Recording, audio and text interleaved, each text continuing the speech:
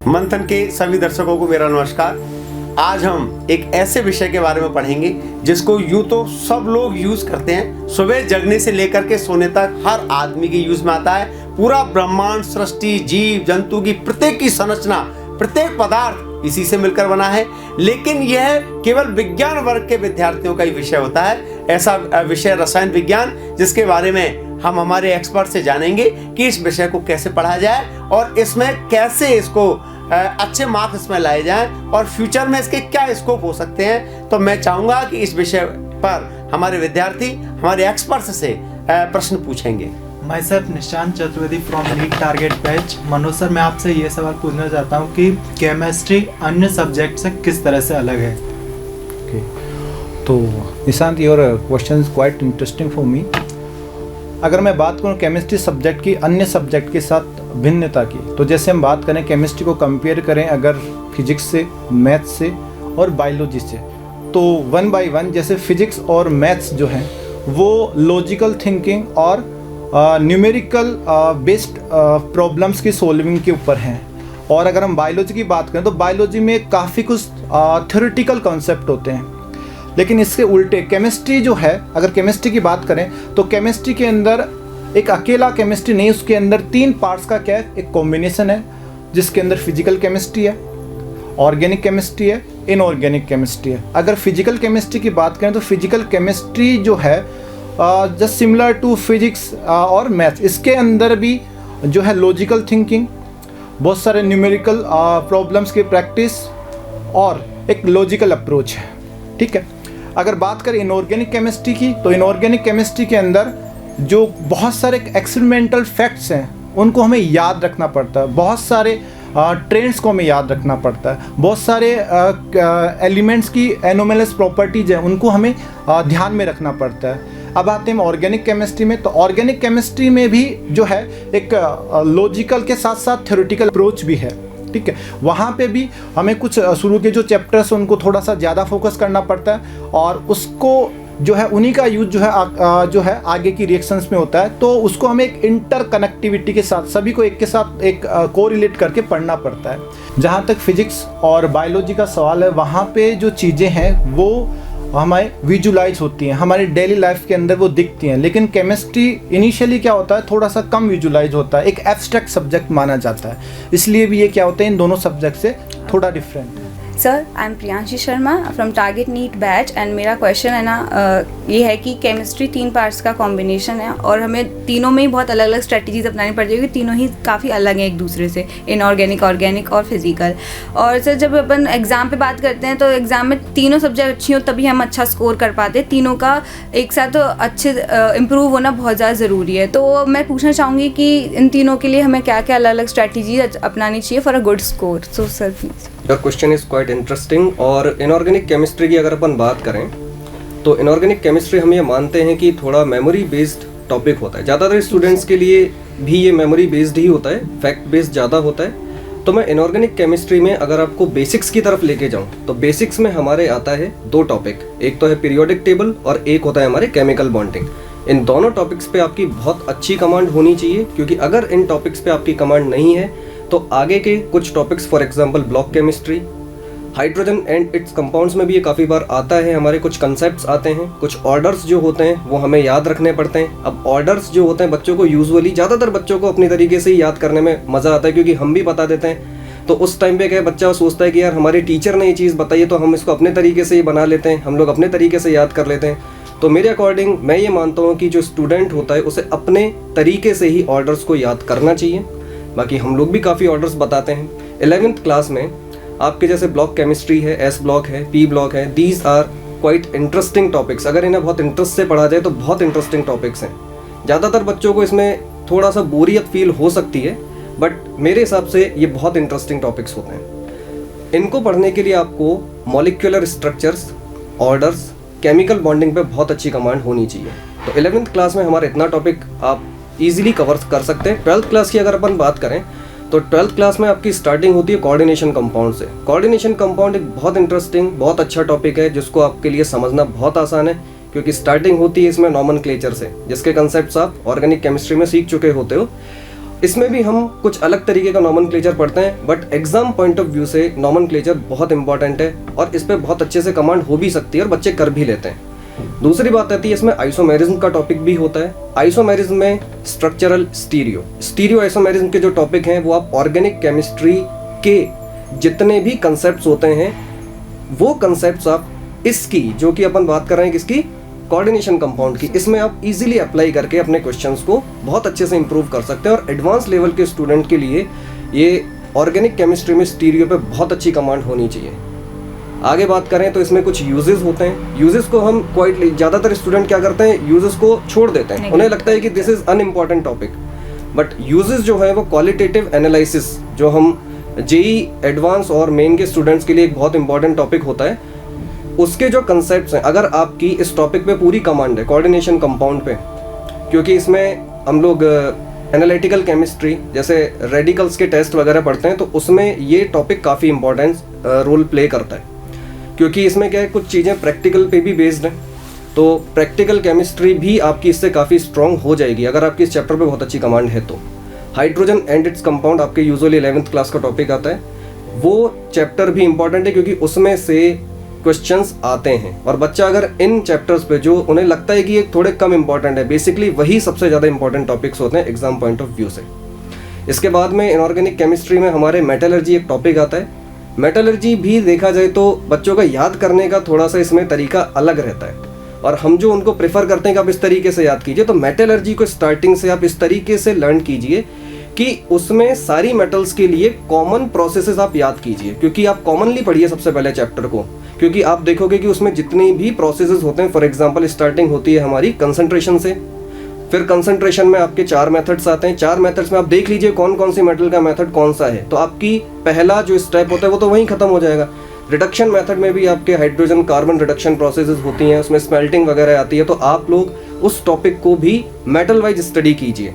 फिर आपके जो एनसीईआरटी में जितनी भी मेटल्स की एक्सट्रैक्टिव मेटलर्जी दी गई हैं, आप उन्हीं को फॉलो कीजिए। कई बार होता है कि हम लोग एक्स्ट्रा मेटल्स की मेटलर्जी पढ़ जाते हैं, हालांकि वो इम्पॉर्टेंट है बट वो आईआईटी एडवांस लेवल के लिए इम्पॉर्टेंट है। मैं यहाँ पे जो अभी बात कर रहा हूँ, वैसे एडवांस के लिए भी मैं ये बोलना चाहूँगा कि बच्चों को काफ़ी मेहनत करनी होती है, काफ़ी चीज़ें पढ़नी होती है, बट अगर हम आईआईटी मेन और नीट इसकी बात करें तो इनके जो एनसीईआरटी में कवर की गई मेटलर्जी हैं, आप उन पे फोकस कीजिए।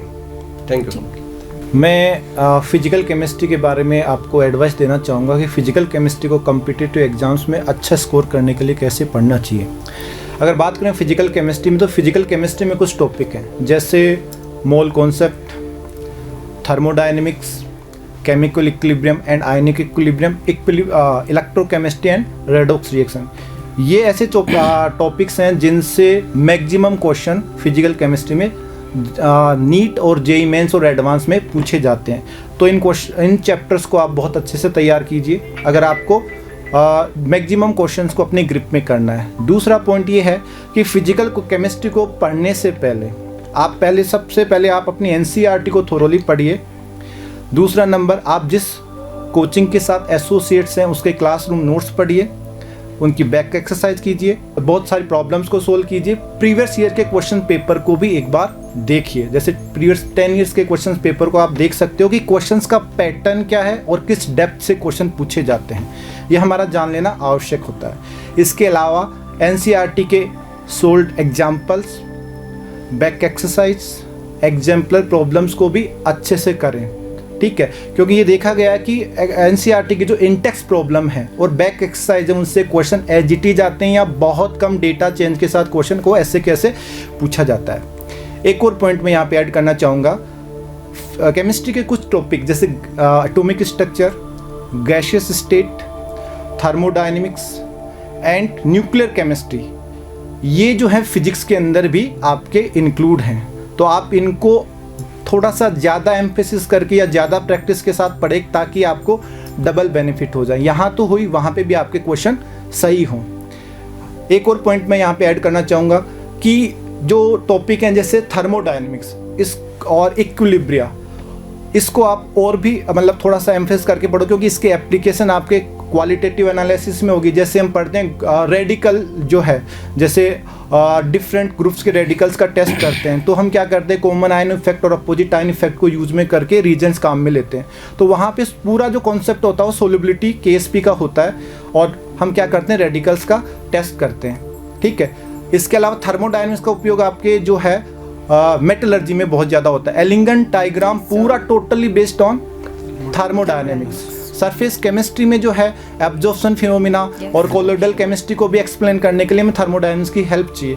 तो ये चैप्टर और इक्विलिब्रियम के कंसेप्ट जो है एसिड और बेस की एसिडिक बेसिक स्ट्रेंथ को निकालने में, एसिड बेस रिएक्शन की फिजिबिलिटी को निकालने में, ठीक है, रीजेंट्स के टेस्ट के लिए किसको रिड्यूस कर सकते हो, कौन सा ऑक्सीडाइज किया जा सकता है, इसके लिए भी आपको इनके ऊपर ग्रिप होना आवश्यक है। ठीक है, तो इन टॉपिक्स को बहुत अच्छे से पढ़ो तो आपके जो है पूरी केमिस्ट्री में आपकी बहुत अच्छे से कमांड हो जाएगी और आप जो है बहुत अच्छे से ही स्कोर भी करो। जेई एडवांस के लिए मैं एक बात बोलना चाहूँगा, जेई एडवांस के अंदर क्वेश्चन जो है थोड़ी जो है इन डेप्थ ड्रिल होती है, तो वहाँ पे कॉन्सेप्ट को जो है थोड़ा सा ज़्यादा से आपको ध्यान रखना है। जैसे फॉर एग्जांपल अगर मैं बात करूँ कि यहाँ पे जैसे हमारा टॉपिक है थर्मोडाइन, उसमें रियल गैस और वंडरवाल गैस, नीट और जेई मेंस में रियल गैस के बारे में नहीं पूछा जाता, लेकिन एडवांस में बहुत बार क्वेश्चन रियल गैस से वो पूछता है और वो हमारे सिलेबस में नहीं होती, लेकिन फिर भी वो यूज में लेता है। एक बार उसने वायरल कोएफिशिएंट को लेके क्वेश्चन पूछा था,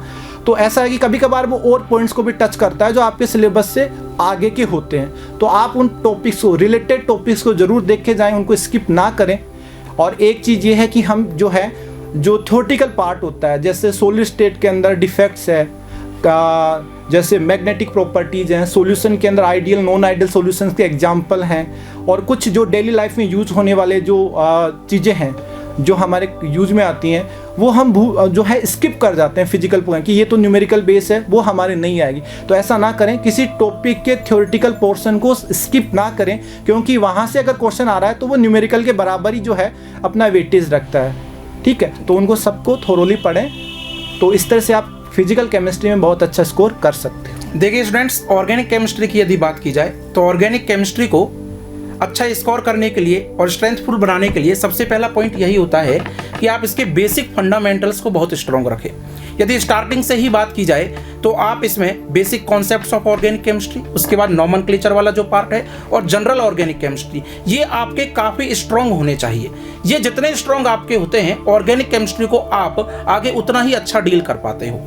ठीक है, जनरल ऑर्गेनिक केमिस्ट्री में एसिडिटी बेसिसिटी के साथ साथ इंटरमीडिएट्स को काफ़ी अच्छे से सीख लेना चाहिए, क्योंकि जब जनरल ऑर्गेनिक केमिस्ट्री खत्म होती है तो उसके बाद स्टार्ट होती है रिएक्शन मैकेनिज्म, और जिस स्टूडेंट पर इंटरमीडिएट्स जितने अच्छे तरीके से आते हैं, रिएक्शन मैकेनिज्म के क्वेश्चंस को वो उतना ही अच्छी तरीके से कर लेता है। अब यहाँ देखिए दो चीज़ें हैं, कुछ इंस्टीट्यूट में ये भी होता है कि ऑर्गेनिक केमिस्ट्री को चैप्टर वाइज डील किया जाता है, लेकिन एक्सपर्ट ये फील करते हैं, और मैंने भी ऐसा कई बार किया है पढ़ाते समय, कि ये एक बहुत ही ज़्यादा इंटरकनेक्टिंग सब्जेक्ट है, तो इसको चैप्टर वाइज कम डील करके यदि एक साथ पूरा पढ़ा जाए तो ये स्टूडेंट्स के लिए बहुत इजी गोइंग हो जाता है।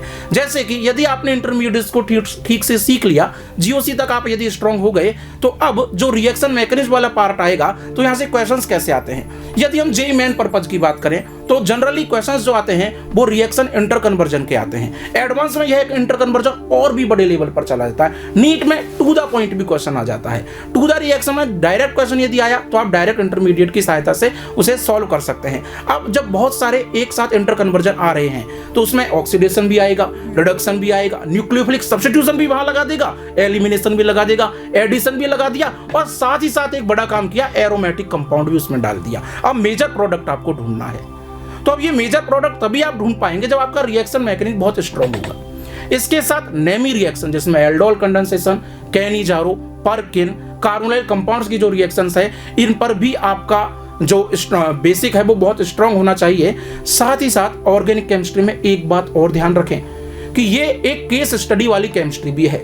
कोई कंपाउंड जिस तरीके का बिहेवियर रिप्रेजेंट कर रहा है, जरूरी नहीं ऐसा ही दूसरा कंपाउंड रिप्रेजेंट करे, उस रिएक्शन को वह भी दे, वह ऐसा हो सकता है उस रिएक्शन को नहीं भी दे, या एक अलग तरीके से दे सकता है। तो केस स्टडी पर भी खासा फोकस करें। अब इसमें कुछ चैप्टर्स और आते हैं, जैसे मैं बात करता हूं एनवायरमेंटल केमिस्ट्री की, पॉलीमर की, केमिस्ट्री इन डेली लाइफ की। इन चैप्टर्स का वेटेज नीट और जेईई मेन में काफ़ी ज़्यादा है। स्टूडेंट रिएक्शन मैकेनिज्म को बहुत अच्छा कर जाता है, लेकिन इन चैप्टर्स को छोड़ जाता है और जेईई मेन के पेपर में फिर उसको इसमें प्रॉब्लम होता है। तो एनसीईआरटी के लाइन टू लाइन इन पार्ट्स को याद रख लें। इसके बाद चैप्टर आता है आपका बायोमोलिक्यूल। बायोमोलिक्यूल की स्टडी का तरीका देखिए स्टूडेंट्स। कार्बोहाइड्रेट में जो स्टार्टिंग का पार्ट आता है वहाँ एपीमर है, एनोमर है। यदि आप इसको स्टीरियोकेमिस्ट्री से लिंक करते हुए स्टडी करते हैं तो ये बहुत ही आसान हो जाता है। एक भी स्ट्रक्चर किसी भी कार्बोहाइड्रेट की कभी नहीं रखनी पड़ती यदि आप स्टीरियोकेमिस्ट्री से जाते हैं तो। उसके बाद कार्बोहाइड्रेट्स की रिएक्शन जितनी है वो भी रिएक्शन मैकेनिज्म से कवर हो जाती है। प्रोटीन, विटामिन और लिपिड्स वाला जो पार्ट है वो लाइन टू लाइन एनसीईआरटी से याद रख लें और रिएक्शंस आपकी वहीं से हो जाएंगी। अब बात आती है प्रैक्टिकल ऑर्गेनिक केमिस्ट्री की, जहां आप टॉलन रिएजेंट को यूज कर सकते हो, हेलोफॉर्म टेस्ट है, ठीक है। तो प्रैक्टिकल ऑर्गेनिक केमिस्ट्री को ठीक से रखें, क्योंकि क्वेश्चन जनरली ये भी आता है 4 या 5 या 2 कंपाउंड दे दिए और बताइए इनको डिफरेंशिएट कौन से टेस्ट से करेंगे। तो एक प्रैक्टिकल ऑर्गेनिक केमिस्ट्री। एक बात और ध्यान रखें, 11th में प्रैक्टिकल ऑर्गेनिक केमिस्ट्री का जो पार्ट दे रखा है वहां से भी एनसीईआरटी को ठीक से रीड कर लें, जिसमें लेसानी टेस्ट वगैरह आता है, क्योंकि वहां से डायरेक्ट क्वेश्चन आ जाता है। तो यही मैं बताना चाहूंगा कि आप अपना इंटरमीडिएट्स पर, स्टार्टिंग वाले पार्ट पर, रिएक्शन मैकेनिज्म वाले पार्ट पर जितना आप स्ट्रॉन्ग रहते हो, ऑर्गेनिक केमिस्ट्री बहुत इजी गोइंग है, इंटरेस्टिंग है और ज्यादा स्कोर आप इसमें अचीव कर सकते हो। इसमें मैं एक बात और कहना चाहूँगा कि केमिस्ट्री विषय को, चूंकि ये याद करने वाला पोर्शन बहुत है और जब मुझे याद आ रहा है, जब मैं पढ़ा करता था तो बहुत बार इसको रिवाइज करना पड़ता है। सबसे ज़्यादा बार अगर किसी सब्जेक्ट को रिवाइज करना पड़ता है तो वह केमिस्ट्री है। और अगर आप 5-6 बार इसका अलग अलग टाइम रिवाइज कर लेते हो तो एक बार जब ये आने लग जाती है, एक बार जब आपको याद हो जाती है तो आपको बहुत मज़ा आता है। तो मैं ये कहना चाहूँगा कि अगर एक विद्यार्थी को केमिस्ट्री में बहुत अच्छा स्कोर करना है तो केमिस्ट्री को पढ़ने के बाद उसको छोड़े नहीं, उसको बार बार रिवाइज करता रहे और अपने साथियों से या अपने घर में कोई सदस्य हो तो उससे कहे कि रजिस्टर लेकर के मेरे से पूछिए, ताकि वह अपने आप को जज कर सके कि वह उसको आता है या नहीं आता है। तो यह मेथड भी बहुत अपने साथियों के साथ अपनाया जा सकता है। Myself Sumit Kumar Singhal from NEET target batch. Sir, अगर कोई स्टूडेंट केमिस्ट्री में अपना करियर बनाना चाहे तो उसके लिए केमिस्ट्री में आगे क्या क्या स्कोप्स हैं? देखो सुमित, आपने ये जो क्वेश्चन पूछा है ये बहुत ही अच्छा क्वेश्चन है।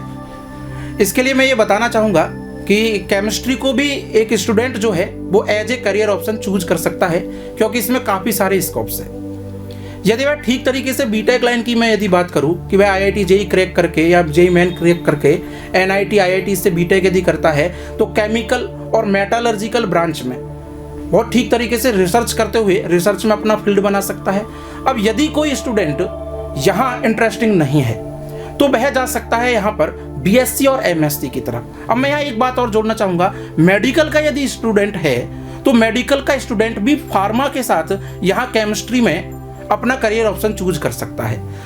इसके बाद जो बात मैं कर रहा था बीएससी और एमएससी करने के बाद, तो एमएससी भी बहुत रेप्यूटेड इंस्टीट्यूट से की जा सकती है। आईआईटी से आप कर सकते हो, एनआईटी सेंट्रल यूनिवर्सिटीज है, जेएनयू, डीयू, आईआईएससी है, आपका टिफर है, बहुत अच्छे अच्छे इंस्टीट्यूट्स है, यहाँ से कर सकते हो। इसके बाद आप पीएचडी एंड पोस्ट डॉक के लिए जाते हो, जो कि एक बहुत बड़ा रिसर्च फील्ड है और रिसर्च की बहुत ज़्यादा आवश्यकता भी होती है। यह आप इंडिया से भी कर सकते हो, जैसा मैंने इंस्टीट्यूट्स बताए अच्छे अच्छे, और आप फॉरेन से यूएसए, यूके, जनरली लोग कनाडा की तरफ भी जाते हैं क्योंकि वहाँ केमिस्ट्री का काफ़ी सारा रिसर्च है, तो वहाँ भी कर सकते हो। तो एक बात तो ये हुई कि आप रिसर्च फील्ड में भी अपना ऑप्शन केमिस्ट्री का चूज कर सकते हो। दूसरी बात आई कि आप जॉब फील्ड में भी इसका चूज कर सकते हो। कैसे? यदि हम बात करें यूपीएससी में जीएसआई साइंटिस्ट की पोस्ट आती है तो वह केमिस्ट्री बेस्ड होती है। साथ ही साथ पेटेंट ऑफिसर्स जो होते हैं, पेटेंट ऑफिसर का आप जॉब कर सकते हो। डीआरडीओ है, बार्क है, आईआईएससी है, एनटीपीसी है, एनपीसीआईएल है, गेल है, आईओसीएल है। इन सब में technical assistant, senior scientific assistant, scientist A, scientific officers के बड़े बड़े पदों पर भी केमिस्ट्री को आप करियर ऑप्शन चूज करते हुए इनको प्राप्त कर सकते हो। अब बात की जाए बहुत सारे पीएसयूज में भी गेट के थ्रू आप केमिस्ट्री को करियर ऑप्शन चूज करते हुए जॉब प्राप्त कर सकते हो।